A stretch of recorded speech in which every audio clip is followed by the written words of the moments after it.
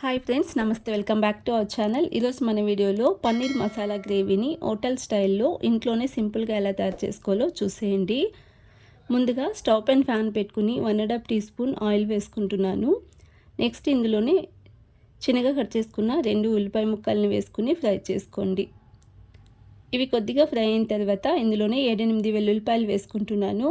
అలాగే 2 ఇంచుల అల్లాన్ని పొట్టు తీసి చిన్నగా కట్ చేసి వేసుకోండి. తర్వాత 2 ఇంచుల చెక్క, 2 లవంగాలు, 2 ఇలాచీని వేసుకుని ఫ్రై చేసుకోవాలి. అలాగే ఒక బిర్యానీ ఆకును కూడా వేసుకుని ఫ్రై చేసుకోండి. ఉల్లిపాయ కొద్దిగా ఫ్రై అయిన తర్వాత ఇందులోనే చిన్నగా కట్ చేసుకున్న 2 మీడియం సైజ్ టమాటో ముక్కల్ని వేసుకుని టమాటో కొద్దిగా సాఫ్ట్గా అయ్యేంత వరకు ఉడికించుకోవాలి. నెక్స్ట్ జీడిపప్పు వేసుకుంటున్నాను 7-8. ఇది ఆప్షనల్ అండి, దీనికి బదులుగా పచ్చి కొబ్బరి తురుమైనా వేసుకోవచ్చు. టమాటో ఒక 70% వరకు ఫ్రై అయ్యేంత వరకు ఫ్రై చేసుకుని స్టవ్ ఆఫ్ చేసేసుకోండి.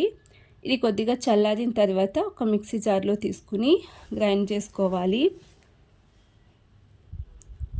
నెక్స్ట్ ఇందులోని కొంచెం కొత్తిమీరను కూడా వేసుకుని స్మూత్ పేస్ట్లా గ్రైండ్ చేసి తీసుకోవాలి.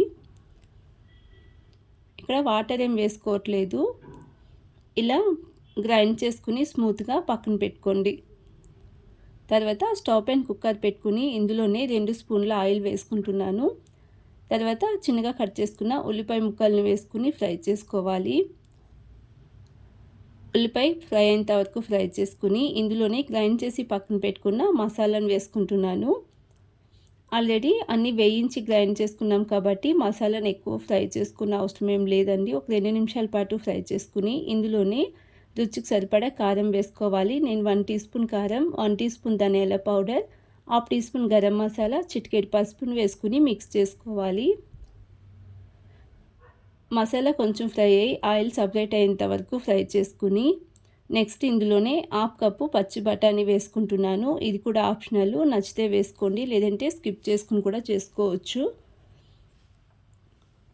ఇలా గ్రేవీ బాగా ఫ్రై అయిన తర్వాత ఇందులోనే కన్సిస్టెన్సీ చూసుకుని వాటర్ వేసుకోండి. నేను ఇక్కడ చిన్న కప్తో 2 కప్స్ వాటర్ వేసుకుని మిక్స్ చేసుకుంటున్నాను.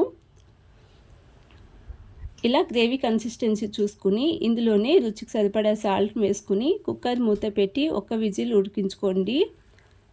మరో పక్కన నేను ఇక్కడ పన్నీర్ని కట్ చేసి తీసుకుంటున్నాను. పన్నీర్ని పెద్ద పెద్ద ముక్కలుగా కాకుండా చిన్నగా ట్యూబ్స్గా కట్ చేసుకోవాలి.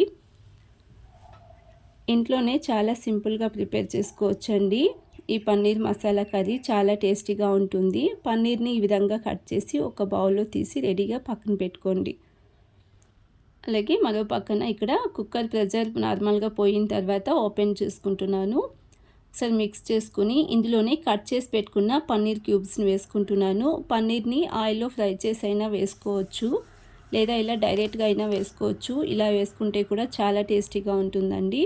పన్నీర్ వేసుకున్న తర్వాత ఒక 5 నిమిషాల పాటు ఉడికించుకోవాలి.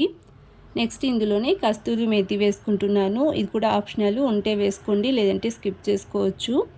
మరొక 2 నిమిషాల పాటు ఈ విధంగా ఉడికించి స్టవ్ ఆఫ్ చేసేసుకుంటే పన్నీర్ మసాలా గ్రేవీ రెడీ అండి.